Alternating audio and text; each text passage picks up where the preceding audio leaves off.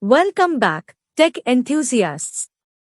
Today, we are diving into a simple yet game-changing feature for Google Chrome users on Windows 11 and 10, Dark Mode. Whether you're burning the midnight oil or just prefer a sleeker browsing experience, enabling dark mode in Chrome can make a world of difference.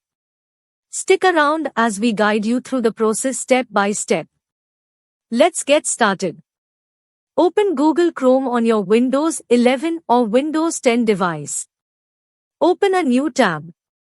Look for the Customize Chrome button situated at the bottom right corner. Click on it to reveal the side panel. Click on Dark option. Voila! Your Chrome browser interface will now be cloaked in a sophisticated dark theme. And there you have it, folks. Dark mode enabled in Google Chrome, making your browsing experience easier on the eyes and reducing strain, especially during those late-night sessions. If you found this tutorial helpful, don't forget to give it a thumbs up and hit that subscribe button for more tech tips and tricks from TechWindowsFreeway. Have any questions or suggestions? Drop them in the comments below. Until next time, happy browsing!